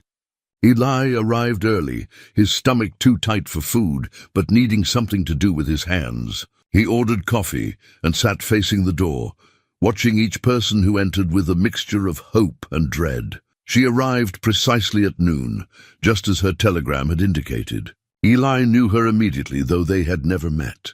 She had Samuel's eyes, the same deep brown, the same thoughtful expression, but her face was her mother's, softened by time and life into something beautiful and strong. She was 40 years old now, dressed in traveling clothes that spoke of modest prosperity, her dark hair pulled back in a practical style. 2 people accompanied her, a man about her age, solidly built with kind eyes, and a younger woman, perhaps 16, who shared Rose's features. Eli stood as they approached. Rose's gaze found him, assessed him, and he saw recognition there. Not of him specifically, but of the family resemblance. She could see Samuel in his face just as clearly as he could see Samuel in hers. "Mr. Boone?" she asked. Her voice was steady, controlled, but he heard the emotion underneath. "Eli, please. You must be Rose. Thank you for coming." He gestured to the other chairs. "Please sit." She introduced her husband, Miguel, and her daughter, Elena. They sat carefully, maintaining a polite distance, and Eli understood. They were protective of Rose, uncertain what this meeting might bring. He respected that. "Your telegram said you had information about my father," Rose said without preamble. "Aunt Ida wrote to me years ago telling me he had died. She said it was an accident, that he had been a ranch hand somewhere in New Mexico. But you're his brother, and you've only now come forward." "I have to wonder why, because I only recently learned the truth myself," Eli said. He pulled out the photograph, the one of Samuel with Margaret and baby Rose, and set it on the table between them. "I found this 3 weeks ago, hidden on a property I purchased near here. The same property where your father spent his final years." Rose picked up the photograph with trembling hands. Her eyes filled with tears as she stared at the image of the mother she barely remembered, and the father she had never known. "Where did you find this?" "How your father hid it," Eli said gently, "along with other things. Evidence of what really happened to him and why." He paused, choosing his words carefully. "Rose, your father didn't die in a riding accident. He was murdered by a man named Cyrus Wade, killed in a dispute over hidden gold. It happened on the property I now own, in a cellar beneath the barn. For 20 years, the truth was buried with him. The words fell like stones into water." Rose's face went pale, and Miguel reached over to take her hand. Elena leaned closer to her mother, her young face confused and frightened. Eli hated causing them pain, but there was no gentle way to deliver such news. "Murdered," Rose repeated, testing the word. "All these years," Aunt Ida said, "accident. My mother died believing it was an accident." "Your Aunt Ida didn't know the truth," Eli said. "No one did except the killer, and I didn't know because Samuel and I were estranged. I didn't even know about you until a few weeks ago, when Ida told me." He pulled out Samuel's letter, the precious final words, and held it without offering it yet. "But your father knew about you. He loved you, and in his final hours, he tried to protect your future, even knowing it might cost him his life." Rose's tears were flowing freely now. "How do you know this? How can you be sure?" Eli handed her the letter. "Because he wrote this the night before he died. It's addressed to your mother. He never got to send it, but he wanted you both to know the truth. Read it, Rose. Read your father's own words." She took the letter with shaking hands and began to read. Miguel read over her shoulder, his expression shifting from suspicion to sorrow. Elena watched her mother's face, not understanding everything, but sensing the weight of the moment. The dining room was quiet except for the distant clatter from the kitchen and Rose's soft crying. When she finished, she carefully refolded the letter and pressed it to her chest. "He loved us," she whispered. "He was trying to come back to us." "Yes," Eli said. "He made mistakes. He kept secrets he shouldn't have kept, got involved with things he didn't fully understand. But everything he did, all of it, was because he wanted to give you a better life. That's what the gold meant to him. Not wealth for its own sake, but security for you." "The gold," Miguel said, speaking for the first time. His accent was slight, his tone careful. "This gold that got him killed, does it still exist?" "It does," Eli said. "It's still hidden where Samuel left it, beneath the barn on my property. It belonged originally to the Union Army, recovered from Confederate sympathizers during the war. Samuel was protecting it for a Union operative who died before he could return it to proper authorities. The man who killed Samuel, Cyrus Wade, he's in federal custody now. I saw to that. He confessed to the murder, and he'll spend the rest of his life in prison for it." Rose looked up at him with Samuel's eyes, and he saw something shift in her expression, from grief to gratitude, from pain to understanding. "You brought him justice. After all these years, you made sure the man who killed him paid for it. I did what Samuel would have wanted," Eli said. "What any brother should do. But there's more." He pulled out the official documents, Brennan's military papers, the property deed, the ledger. "The gold is complicated.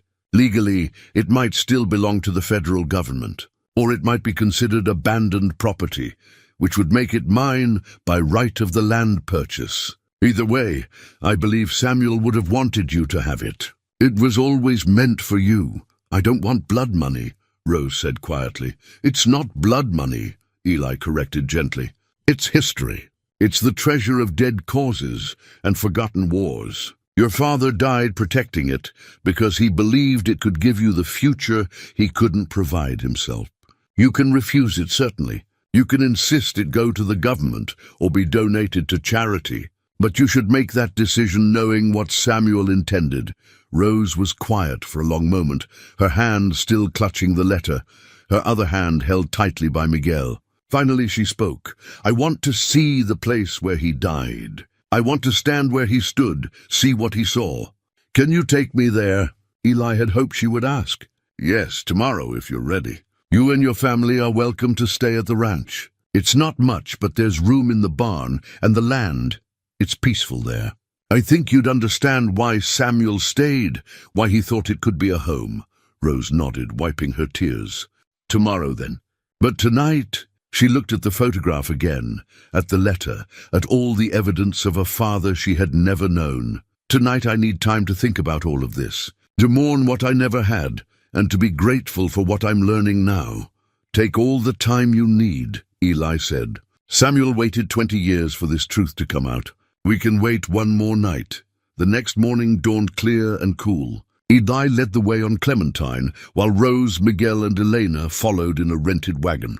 The journey took 2 hours, and during that time, Eli found himself telling them stories about Samuel as a boy, the good memories from before the war, before the estrangement. Rose listened hungrily, storing away every detail about a father who had been nothing but absence until now. When they arrived at the ranch, Eli saw it through their eyes, the weathered barn, the scrubland stretching to the horizon, the simple beauty of isolation. Rose climbed down from the wagon slowly, her gaze taking in everything. She walked to the barn entrance and stood there, one hand on the weathered wood. "He lived here," she said softly. "He walked through this door. He saw this same view for almost 2 years," Eli confirmed. "From 1869 until March of 1871. He worked the land, kept cattle, tried to build something. And he thought of you. That letter proves it." Rose turned to him, tears already forming. "Can I see where it happened?" The cellar? Eli had prepared for this request. He'd cleaned the cellar as best he could, removed the worst of the debris, brought down a good lantern. But nothing could change what that space represented. He nodded and led them to the concealed entrance, now uncovered and fitted with a crude ladder he had built to replace the treacherous old steps. "It's steep," he warned, "and the space is tight. You don't have to go down if you'd rather not." "I need to," Rose said firmly. Miguel nodded his support, though Eleanor chose to remain above with Clementine, who had taken an immediate liking to the girl. Eli descended first, lighting the lantern and making sure the space was safe. Then Rose came down, followed by Miguel. In the lamplight, the cellar looked less ominous than it had on Eli's first visit, but the history hung heavy in the air. Rose stood in the center, turning slowly, taking in the earthen walls, the support beams, the 3 chests against the far wall. "Here," she whispered. "He died here." "Yes," Eli said. "Wade came for the gold. Samuel tried to defend himself. It was quick, I think. The ledger shows it happened suddenly. Samuel was writing, and then he gestured to the bloodstains still faintly visible on the floor. "I'm sorry you have to see this." Rose knelt down, her fingers hovering just above the stains. "Don't be sorry. This is real. This is what happened to my father, and I need to see it. To understand it." She looked up at Eli, her face composed despite the tears. "Show me the gold. Show me what he died protecting." Eli moved to the first chest and opened it. Even in the dim light, the gold gleamed. Rose and Miguel stared, their expressions shifting from shock to something harder to name. Here was the fortune that had cost Samuel his life, the treasure that had brought nothing but tragedy to everyone who touched it. "It's worth," Miguel began, then stopped, unable to even estimate. "Tens of thousands," Eli said. "Maybe more, depending on current gold prices. Enough to change your family's life completely. Enough to fund Elena's education, to buy a real ranch, to secure your futures for generations." Rose reached out and touched a single coin, lifting it gently. "Confederate gold and Union pieces mixed together. The treasure of a dead war bought with my father's blood." She looked at Eli. "What would you do with it if it were yours?" Eli had thought about this question for days. "I'd split it 3 ways. 1/3 to the federal government. It was Union property once, and they should get something back. 1/3 to causes Samuel would have approved of, maybe a fund for children who lost parents too young, something that would have helped you. And 1/3 to you and your family, because that's what Samuel wanted. He wanted you provided for." Miguel spoke carefully. "That's generous. But this is your property. You bought the land legally. The gold could be considered yours by right. I bought the land with my last $800, Eli said. I was looking for a place to die in peace. Instead, I found my brother's legacy and a niece I never knew I had. The gold means nothing to me compared to that. I don't need wealth. I need family. I need to know that Samuel's death meant something, that Rose got what he wanted her to have. Rose stood and embraced him suddenly, fiercely, this uncle she had known for less than a day. Eli held her, feeling the weight of 20 years of grief and loss finally begin to lift. She was crying, and so was he, but they were good tears.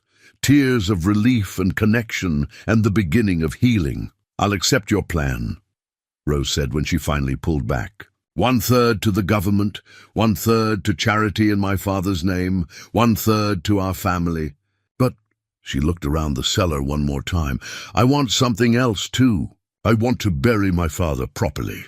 His body is in some unmarked grave in New Mexico, but his spirit is here. I want to mark this place, to honor what he tried to do. Can we do that? Yes, Eli said immediately. We'll build a marker, right here on the property, under the cottonwood tree where he buried Thomas Brennan. They can rest together, two men caught up in the same tragedy, both trying to do right in impossible circumstances. They climbed back up into the sunlight, where Eleanor was braiding flowers into Clementine's mane. The girl looked up as they emerged, saw her mother's tear-stained but peaceful face, and smiled uncertainly. Rose went to her daughter and pulled her close.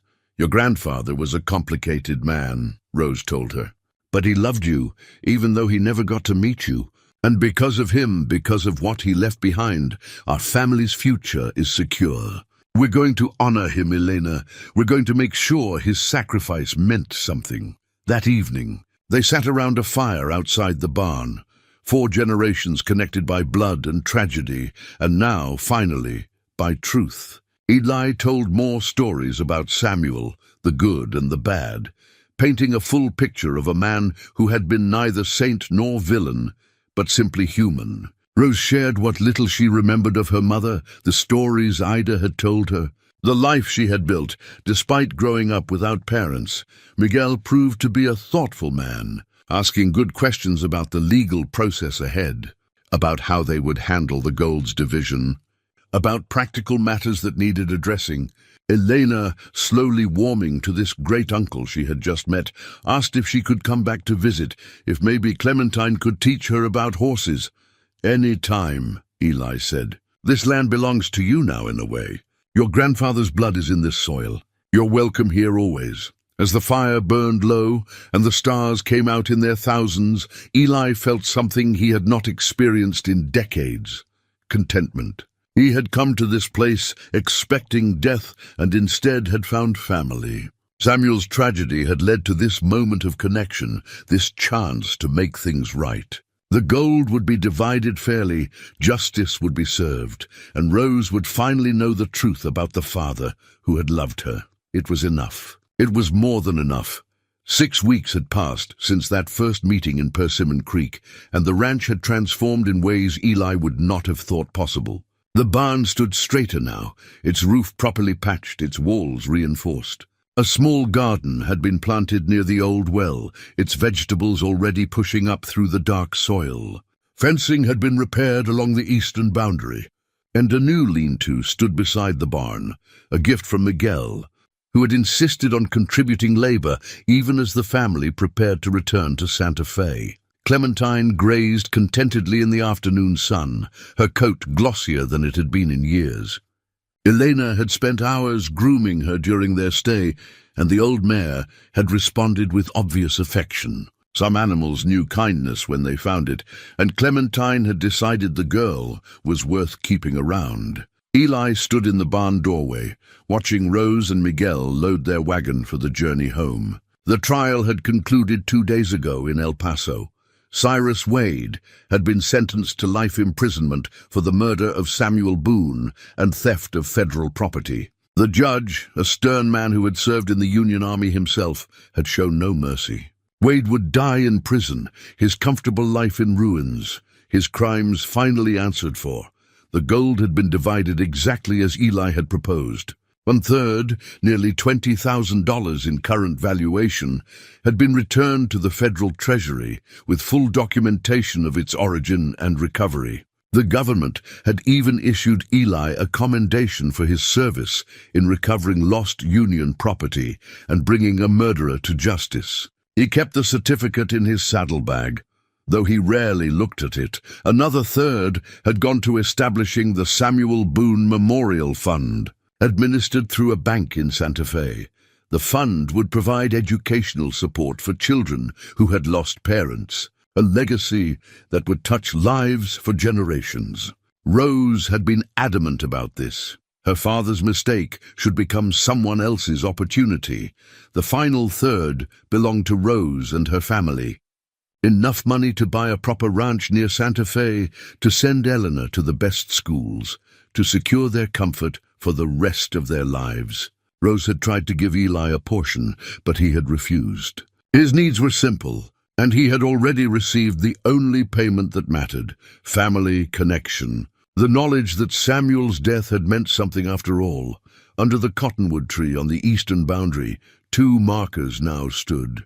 The first bore Thomas Brennan's name and dates, along with a simple inscription, "Union Operative, Faithful unto Death."